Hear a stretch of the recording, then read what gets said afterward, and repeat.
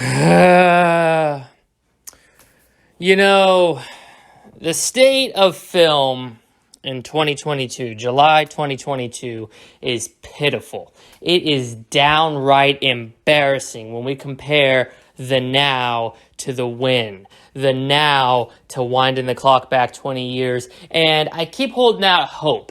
But film studios keep releasing garbage like this.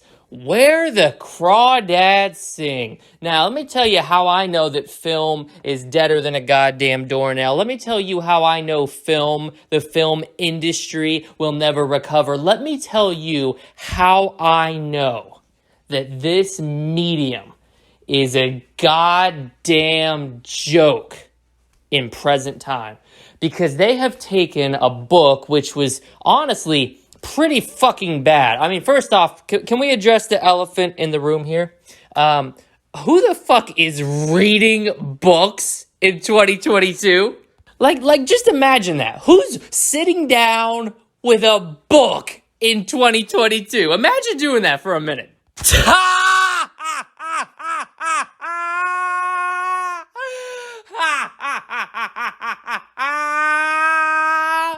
Hey, somebody tell the homies holding their books under a fucking lamplight that it's not the 1800s anymore. We've got movies, we've got TV, we've got computers, we've got video games. You don't need to live like it's the 17th century. You don't need to read. We got devices that'll do the reading for you. Text-to-speech. But anyway, Where the Crawdads Sing is an absolutely atrocious book by an untalented author, hack job, who got a publishing house behind her and managed to scam a whole bunch of people out of about $15. I went on Amazon. The book didn't sell well, but the reviews are atrocious. Nobody liked this book. This book is garbage. It's a ripoff. What they did is they took the murder mystery format and they added some southern tang to it. That's the whole appeal. You go watch the trailer for Where the Crawdads Sing.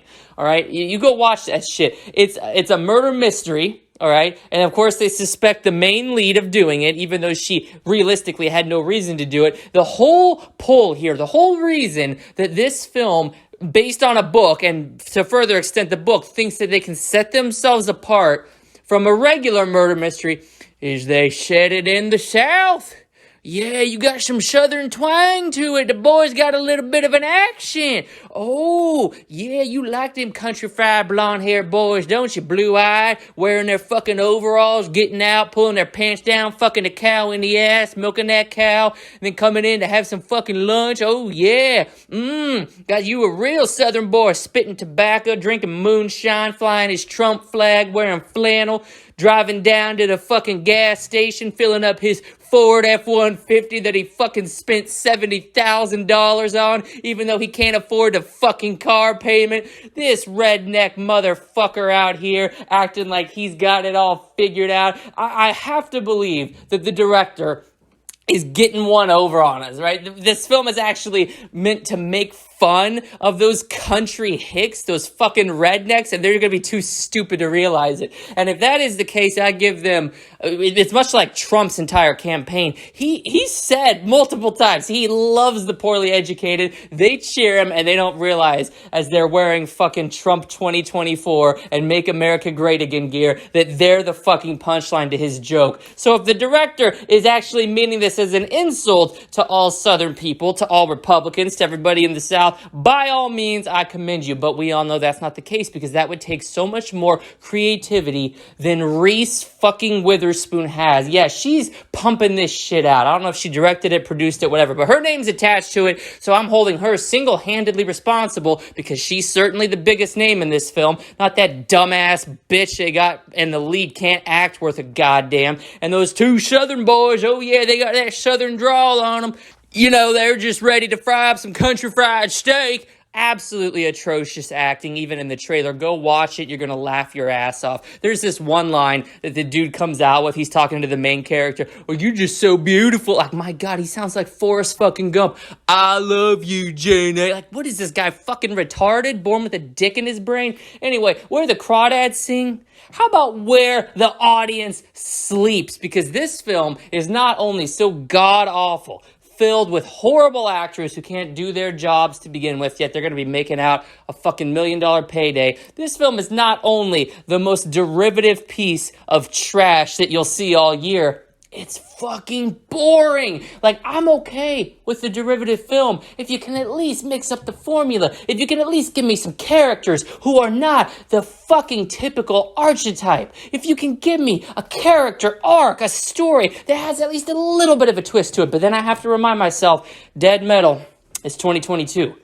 The studios are all about playing it safe now. So they grab the fucking book that all these middle-aged women are raving over because they know they'll take their whole families, the reluctant husband who regrets marrying and knocking her up, and the 2 kids who fucking resent her, to the theater the Friday, Saturday, or Sunday this son of a bitch debuts, and will cry and sob in the audience as her family looks on and be like, what the hell is wrong with this woman? Is she going through menopause? Maybe she's crying because she's out of her natural habitat. Maybe we ought to move her back into the kitchen. Maybe we ought to move her back into the laundry room, and then things will get better. This movie is such a fucking joke. It is the worst film I have ever seen. This tops that fucking trash from last year, West Side Story, by a fucking mile, bro. Like, this movie is garbage.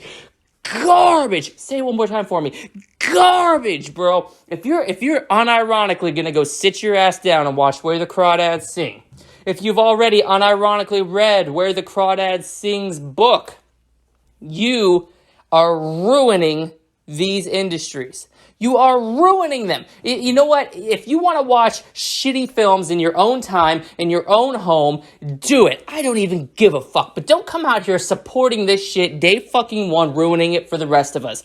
I, on the other hand, I will not be watching Where the Crawdads Sing because I have actual taste, because I know what makes a good film. I know where quality lies. And that's why I can make a very solid recommendation that each and every single one of you who are out there, who are entertaining the mere passing thought of going and paying for this piece of overhyped garbage, again, the hype coming from women in their mid-40s who have nothing but regrets in their lives, and little teenage girls who think it's edgy to read about someone their age being caught up in a murder mystery. Okay, how about instead of taking that $20 you're going to plop down to support trash like this, and instead you take it and you go see a real movie that's in theaters. You go see something that is absolutely oozing quality. I'm talking phenomenal A+ tier acting, recognizable stars that can get the job done,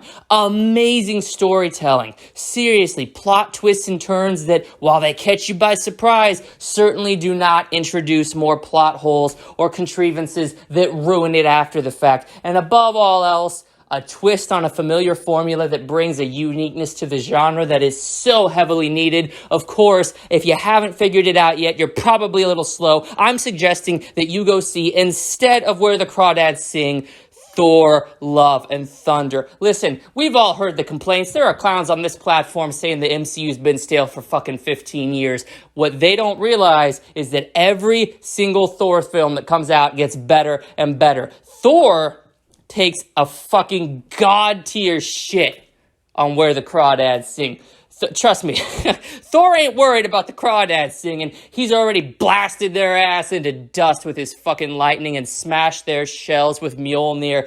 Thor is going to take the both proverbial and literal Mjolnir and shove it right up Where the Crawdads Sing's ass. Because people vote with their wallet. I guarantee you that more people are going to be putting asses in seats to see Hemsworth, the greatest actor of our generation, an unsung hero who stayed on from the original cast. He's the only one we have left who's bearing that banner solely now. Return to the screen as Thor, the almighty god, taking on Gore the God Butcher. It's going to be an absolutely epic match. But you know what won't be an epic match is watching Thor decimate Where the Crawdads Sing at the box office. That isn't just a massacre. That's straight up fucking genocide.